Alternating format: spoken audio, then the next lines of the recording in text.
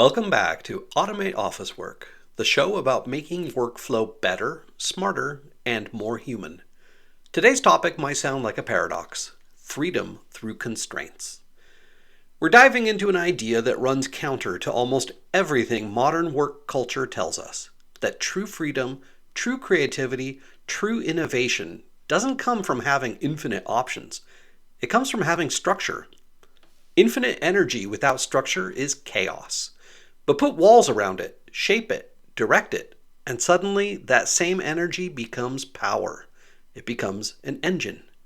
Today we'll talk about why constraints are the secret to creativity and focus, how freedom without structure leads to paralysis, what boundaries do inside organizations, how to design processes and automation that give people space to innovate instead of boxes to stay inside, and how to take the limits you already have at work, budgets, rules, approvals, and use them as fuel.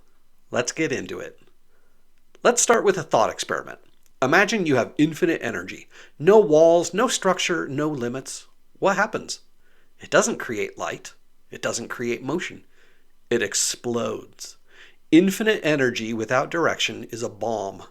But build walls around it, channel it, and you have an engine. Same energy, different outcome. The difference is structure. Structure turns chaos into motion. It takes potential and turns it into progress. And that's true not just in physics, but in work, creativity, and automation. We all crave freedom. We want autonomy, choice, flexibility. But here's the paradox: a person with infinite options actually has none. If you can do anything at any time with no constraints, where do you even start? Think of a painter. Give them no rules, no materials. Just say, paint anything. They freeze. Now give them a canvas, a finite space. Give them 3 colors. Suddenly something clicks. Their mind starts exploring the boundaries. They begin to create within them. The boundaries don't limit their creativity, they ignite it. It's counterintuitive but true. Constraints create freedom. Now bring that into the world of office work. Every job has constraints: budgets, hierarchies, policies, deadlines, tools, approval chains. And most people see those as limitations, things that prevent them from doing their real work. But what if those constraints are actually what makes your work possible? If your boss says, you have to deliver this report by Friday, that's not punishment, that's focus. If your department has to use a specific system or tool, that's not restriction, that's consistency. Constraints give you something to push against. They shape your creativity into action. Without them, there's no friction. And without friction, there's no traction. Think about every art form. Music has scales and time signatures. Writing has grammar and form. Architecture has physics and materials. The artist doesn't fight these, they work with them. They bend the rules just enough to express something new. In office work, our materials are information, people, and processes. Our canvas is the workflow. Automation, when done right, isn't about removing structure. It's about refining it so that people can focus their creativity where it matters most. When you automate the boring parts, the repetitive, the predictable, you create bounded freedom. You give people time and space to play, explore, and improve within the structure of their role. Let's challenge a popular myth: the idea that total freedom at work, no rules, no oversight, total autonomy, leads to innovation. In reality, that almost never works. Companies that try no rules experiments often end up with chaos, burnout, or decision paralysis. Freedom without purpose becomes drift. Constraints give direction. They tell you, this is the goal. Here's the space. Now do something great inside it. That's real freedom, purposeful freedom. So where do these boundaries come from? In most cases, from leadership. A good boss doesn't just hand you tasks. They build the walls of the engine. They define the direction of energy. That might sound controlling, but it's not. It's enabling. Because within those walls, you can experiment, optimize, and innovate freely. A boss who sets clear boundaries gives you clarity, and clarity is the foundation of creative work. Once those boundaries are in place, Your job isn't to resent them. It's to play inside them, to explore what's possible within the tools, systems, and relationships you already have. Are you tired of getting requests in messy email threads? You've got tools. You've got a matrix of people. You've got an internet connection. You're not stuck. You're equipped.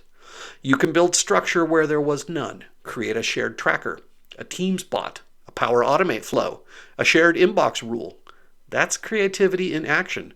Not waiting for permission, but using what's available to solve real problems. That's the essence of modern office innovation. Creative constraint.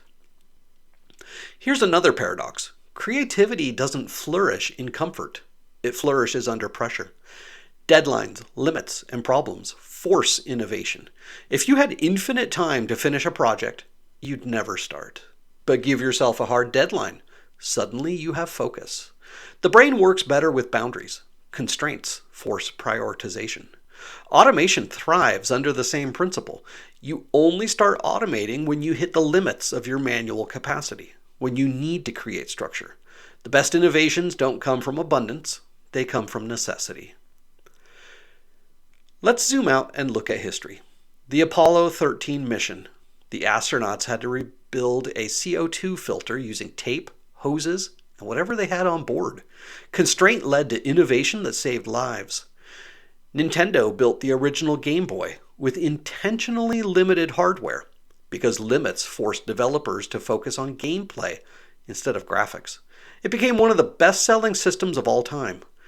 Haiku poetry restricts you to 17 syllables, and yet entire worlds of emotion fit inside that frame. These stories remind us that greatness often comes from working within limits, not beyond them. So what does that mean in the modern office? It means we should stop fighting our constraints and start designing with them. Every workplace has boundaries, budget ceilings, policy limits, software restrictions, approval hierarchies.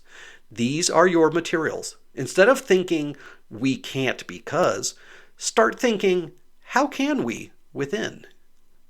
That's the mindset shift that turns compliance into creativity.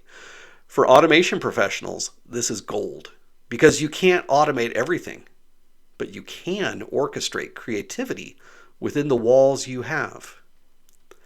Let's bring this back to automation directly. Automation isn't about replacing humans.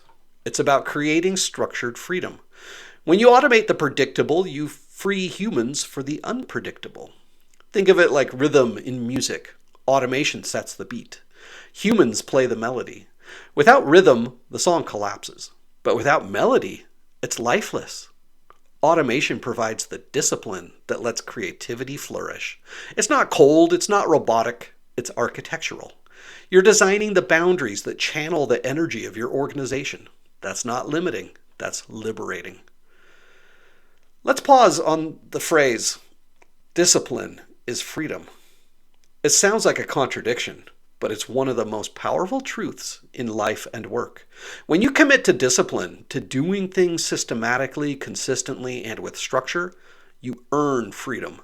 You're no longer scattered, you're focused. You don't waste energy deciding what to do next. You know. Automation is a form of discipline. It says, this happens this way, every time. That consistency frees your brain from routine, so it can focus on strategy, creativity, and connection. That's freedom. Not from work, but within work. Here's the mindset shift I want you to walk away with. Constraints aren't walls to avoid. They're walls to push against. They're what give you leverage. When you hit a limit, ask, what can I automate? What can I simplify? What can I repurpose? That's not compliance. That's creative constraint engineering. It's what separates passive workers from innovators. Here's a simple 4-step framework for turning limits into leverage. Step 1, name the constraint. Identify your limits. Time, budget, approval, technology, whatever. Step 2, reframe it. Instead of saying we can't, say we can if. That shift turns barriers into design challenges. Step 3, play within it. Explore the full space inside that boundary. Experiment, prototype, automate. Step 4, Refine the boundary. Over time, expand or tighten the boundary based on what creates the most value. This is how innovation actually works, not from removing limits, but from mastering them. Let's return to that opening image, the idea of energy without walls being chaos. When you're frustrated at work, it often feels like that. You've got ideas, motivation, energy, but nowhere to channel it. The trick is to see your environment differently. Those walls, the approvals, the systems, the team structure, they're not barriers. They're the engine housing that lets you build thrust.